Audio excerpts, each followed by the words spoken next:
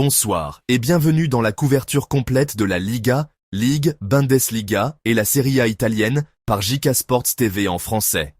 Je suis votre hôte, JK, et ce soir se joignent à moi nos analystes experts, Sophia et Marc. Passons maintenant au match de ce week-end. Vendredi 21 février, le Celta Vigo s'est imposé 1-0 face à Osasuna, grâce à Iago Aspas qui a marqué le but décisif à la 69e minute. Le Celta a fait une bonne prestation, et Aspas a une nouvelle fois prouvé qu'il était leur talisman. Sa capacité à trouver des espaces et à capitaliser sur les occasions le rend indispensable à l'équipe. Le samedi 22 février, nous avons eu droit à plusieurs rencontres passionnantes. L'Athletic Bilbao a livré une performance dominante, en écrasant le Real Valladolid 7-1. Nico Williams a notamment marqué 2 buts, démontrant ainsi son influence croissante au sein de l'équipe.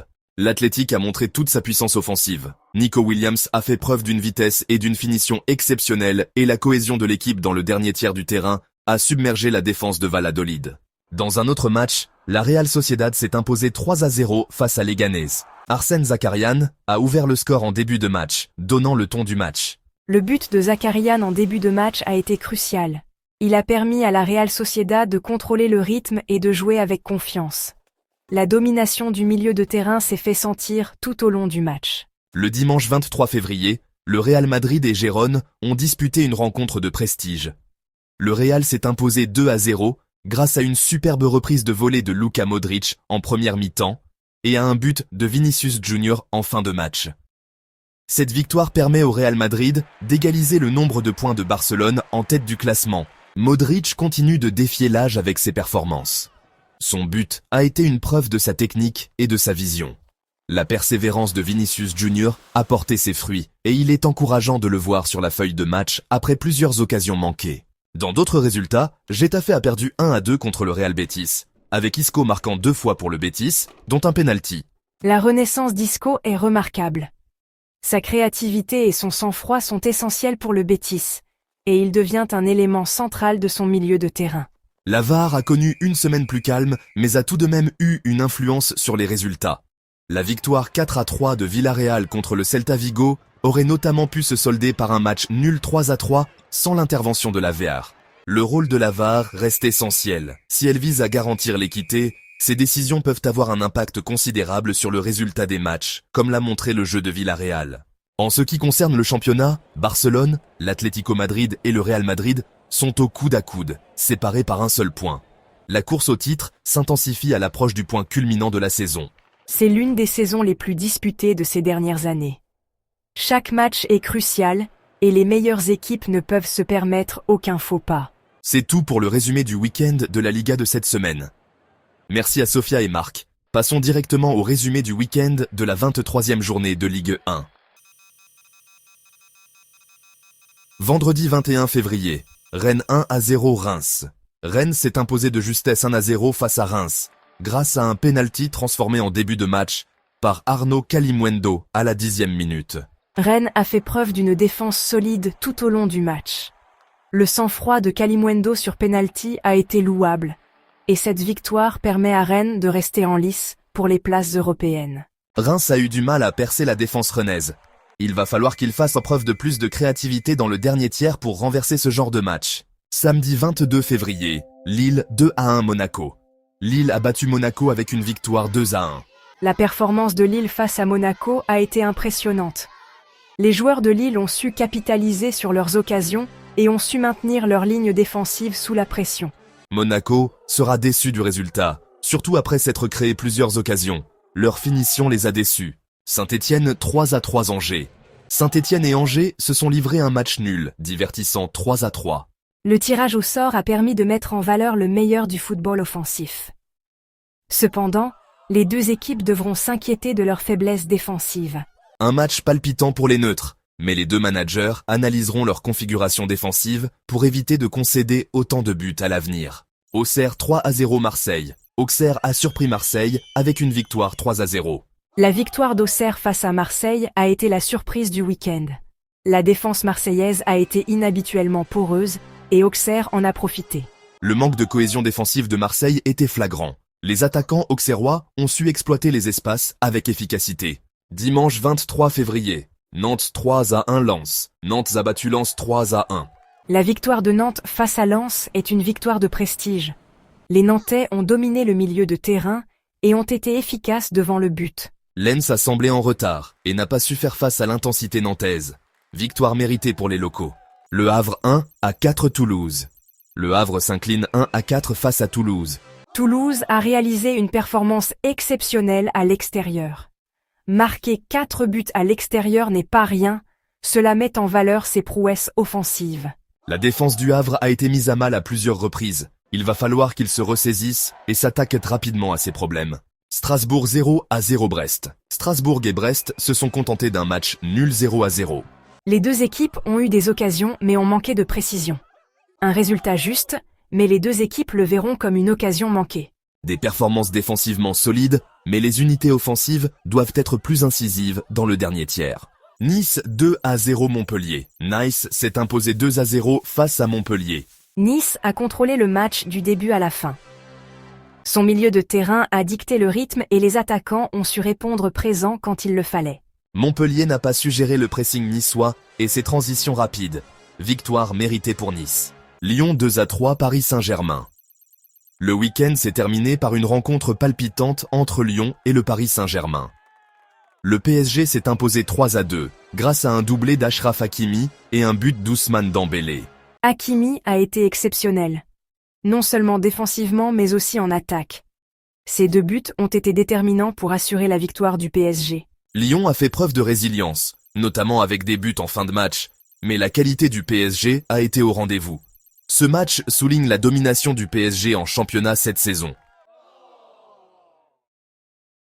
Avant de conclure, il convient de souligner la controverse qui entoure les récentes performances de Marseille. Le manager Roberto De Zerbi a exprimé son profond mécontentement à l'égard de l'arbitrage lors des matchs, ce qui a donné lieu à des discussions animées sur l'intégrité de l'arbitrage en Ligue 1. De telles allégations sont graves et pourraient avoir des conséquences importantes sur la réputation de la Ligue. Il est essentiel que les instances dirigeantes répondent à ces préoccupations de manière transparente. Même si les émotions sont fortes dans le football, il est essentiel d'aborder ces situations avec sang-froid. Des enquêtes approfondies doivent être menées pour garantir l'équité et préserver l'intégrité du sport. C'est tout pour ce week-end de Ligue 1. Merci Sophia et Marc pour vos éclairages. Commençons par le match de Bundesliga de vendredi. Fribourg a dominé la rencontre à domicile en s'imposant 5-0 face au Werder Brême. Cette victoire propulse Fribourg à la 4e place, ce qui renforce la compétition pour les places européennes. Vincenzo Grifo et Ritsu Doan ont été remarquables, chacun contribuant de manière significative au score. La prestation de Fribourg à 19h45 GMT. Grifo et Doan ont magnifiquement orchestré le milieu de terrain, créant de nombreuses occasions. La défense de Brême a eu du mal à contenir ses mouvements fluides, ce qui a conduit à un score déséquilibré. Ce résultat est la preuve de la discipline tactique de Fribourg. Ils ont su profiter des erreurs défensives de Brême et maintenir la pression tout au long du match. C'est un véritable plus pour leurs ambitions européennes. Passons maintenant aux rencontres de samedi. Le Borussia Dortmund a fait sensation en s'imposant 6-0 face à l'Union Berlin au Signal Iduna Park. Cette victoire éclatante démontre la profondeur de l'attaque de Dortmund et sa volonté de défier le leader du championnat. L'unité offensive de Dortmund a été implacable. La synergie entre les attaquants et les milieux de terrain a démantelé la défense de l'Union Berlin. Ce sont des performances comme celle-ci qui relancent les espoirs de titre de l'équipe. L'Union Berlin a semblé dépassée par la vitesse et la précision de Dortmund. Ce match met en évidence l'importance de l'organisation défensive face à des équipes de premier plan. Dortmund a exploité toutes les faiblesses, ce qui lui a valu une victoire complète. Dans les autres matchs du samedi, Augsbourg a remporté une victoire 3-0 à l'extérieur contre le Borussia Mönchengladbach, Mayence 05 a triomphé 2-0 contre Saint-Pauli et Wolfsburg a concédé un nul 1-1 contre Bochum. La forme récente de Bochum est remarquable, car ils restent sur 3 matchs sans défaite, ce qui donne de l'espoir dans leur lutte contre la relégation. Augsbourg a fait preuve d'une grande efficacité, notamment à l'extérieur. Mayence continue de faire preuve de régularité, ce qui est crucial à ce stade de la saison. La résilience de Bochum, notamment en obtenant des nuls à l'extérieur, pourrait être déterminante pour éviter la relégation. La défaite à domicile de Mönchengladbach soulève des questions sur la solidité de leur défense. La victoire de Mayence leur permet de rester en lice pour une place dans la première moitié du classement. La capacité de Bochum à obtenir des résultats, notamment contre des équipes de milieu de tableau comme Wolfsburg, témoigne de leur esprit combatif. Dimanche, le RB Leipzig a concédé un nul 2-2 face à Heidenheim. Malgré une remontée, Leipzig n'a pas réussi à prendre les 3 points, ce qui a un impact sur sa position dans la course à la qualification pour la Ligue des Champions. L'incapacité de Leipzig à profiter de l'avantage du terrain est inquiétante. Perdre des points dans de tels matchs peut être préjudiciable, surtout dans un contexte de concurrence féroce pour les places européennes. Heidenheim mérite d'être félicité pour sa ténacité. Le fait de tenir tête à une équipe du calibre de Leipzig à l'extérieur en dit long sur sa préparation et son exécution.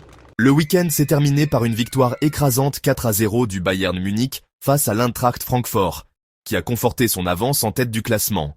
Les buts d'Oliz, Ito, Musiala et Gnabry ont souligné la polyvalence offensive du Bayern, même en l'absence de l'attaquant clé Harry Kane, blessé. La profondeur du Bayern est vraiment remarquable. Même sans Kane, ils ont réussi à aligner une équipe capable de démanteler une solide équipe de Francfort. Leur contrôle du milieu de terrain et leur jeu sur les ailes ont été particulièrement impressionnants. Ce match illustre la domination du Bayern en championnat. Sa capacité à s'adapter et à maintenir un niveau de performance élevé, malgré les blessures, en fait l'éternel favori pour le titre. Merci Jika. Ce fut un week-end plein de surprises et de matchs intenses qui ont eu un impact significatif sur le classement du championnat. Absolument, Sophia. Des surprises inattendues aux victoires cruciales. Il y a beaucoup à dire. Plongeons dans les détails. Commençons par un bref aperçu des résultats de la 26e journée. Vendredi 21 février 2025. Lecce 0. 1 Udinese.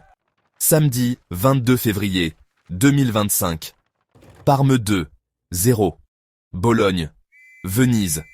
0. 0 Lazio. Turin 2. 1 AC Milan. Inter, Milan 1. 0 Gênes. Dimanche 23 février 2025. Comme 2. 1 Naples. Vérone 1. 0 Fiorentina. Empoli 0. 5 Atalante. Cagliari 0. 1 Juventus. Lundi 24 février 2025. Roma vs Monza. Programmé à 19h. 45 GMT. Ces résultats ont certainement bouleversé le classement du championnat. Passons maintenant à quelques-uns des matchs marquants de ce week-end, en commençant par le résultat surprenant à Côme. La défaite inattendue de Naples à Côme, 2-1, a fait sourciller. Un but contre son camp d'Amir Ramani en début de match a mis les Napolitains en difficulté. Et malgré l'égalisation de Giacomo Raspadori, le but d'Hassane Diao à la 77e minute a assuré la victoire à Côme. Cette défaite prolonge la série de matchs sans victoire de Naples à 4 matchs et les maintient à la 2e place du classement, à 1 point de l'Inter Milan. Naples a dominé la possession du ballon, mais n'a pas su concrétiser ses occasions. L'entraîneur Antonio Conte a souligné les défaillances mentales et la pression qui ont affecté la performance de l'équipe. Avec un match crucial à venir contre l'Inter Milan, Naples doit se ressaisir rapidement. Le Torino a remporté une victoire significative 2-1 face à l'AC Milan.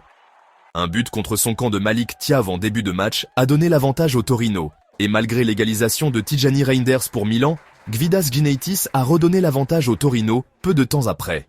L'AC Milan a eu du mal à trouver son rythme, et le Torino a su capitaliser sur les erreurs défensives. Cette défaite pourrait avoir un impact sur les chances du Milan de terminer dans le top 4. La Juventus a remporté une victoire serrée 1-0 contre Cagliari, grâce à Dusan Vlahovic, qui a marqué le but décisif en début de match. Malgré cette victoire, l'entraîneur Thiago Motta a exprimé ses inquiétudes quant aux occasions manquées et a souligné la nécessité d'une meilleure finition. Le retour de Vlahovic dans le 11 de départ et son but sont des points positifs pour la Juventus. Cependant, ils doivent améliorer leur efficacité devant le but pour maintenir leur dynamique en championnat. L'Atalanta a livré une performance dominante en s'imposant 5-0 face à Empoli. Cette victoire éclatante leur permet de rester en lice pour une place dans le top 3. L'Atalanta a démontré ses prouesses offensives et ce résultat renforce sa confiance, surtout après sa récente élimination en Ligue des Champions. Jetons un œil au classement actuel des 5 premiers après la 26e journée. Inter Milan, 57 points, Naples, 56 points, Atalante, 51 points, Lazio, 47 points, Juventus, 46 points. La victoire serrée de l'Inter Milan face au Genoa lui a permis de prendre la tête du classement, tandis que le faux pas de Naples le place à 1 point du classement. La course aux places européennes s'intensifie, avec plusieurs équipes en course serrée. Absolument, Jika. La compétition est rude et avec 12 matchs restants, chaque point est crucial. Les équipes doivent maintenir une certaine régularité pour atteindre leurs objectifs de saison. La prochaine série de matchs promet des confrontations passionnantes. La rencontre en tête du classement entre l'Inter Milan et Naples pourrait notamment être décisive dans la course au titre. Ce match est un match à 6 points. Une victoire de l'Inter pourrait accroître son avance, tandis qu'une victoire de Naples lui permettrait de reprendre la première place. C'est un match à ne pas manquer pour tous les fans de football.